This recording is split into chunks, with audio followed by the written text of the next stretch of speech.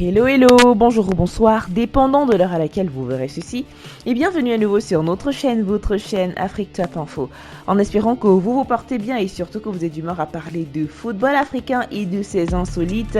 Venez avec nous découvrir pourquoi est-ce que le colonel Doumbouya, président transitionnaire de la Guinée-Conakry, aurait sanctionné ses joueurs.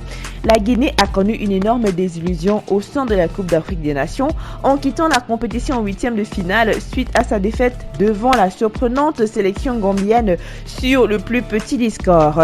Cette nouvelle contre-performance n'a pas été appréciée par le nouvel homme fort de la Guinée qui envisage de sanctionner ses joueurs qui en majorité ont préféré rejoindre directement leurs clubs respectifs à partir du Cameroun. Annonce faite en ces mots.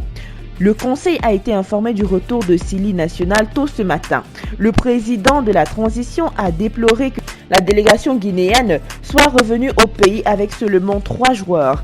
Il a instruit le ministre des Sports de réfléchir à une meilleure organisation des sports et particulièrement du football avec la détection, la prise en charge et la formation des jeunes talents de notre pays, indique le ministre porte-parole du gouvernement Ousmane Gawal Diallo.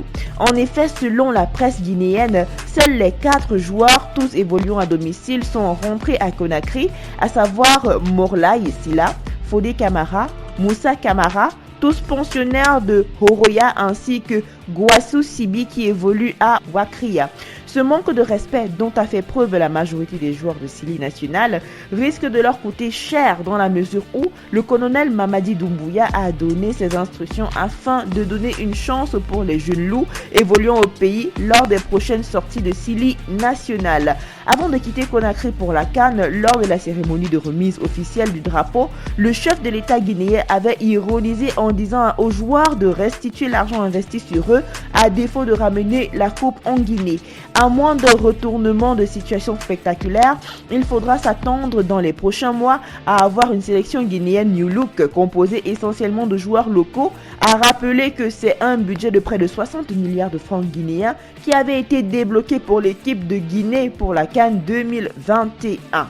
Nous voici arrivés à la fin de cette vidéo en espérant que vous avez aimé son contenu. N'oubliez pas de liker, de partager et surtout de laisser vos avis en commentaire. N'oubliez pas non plus de cliquer sur la cloche de notification afin de recevoir de nouvelles notifications à chaque nouvelle vidéo postée. D'ici là, portez-vous bien et rendez-vous pour du nouveau contenu. Bye!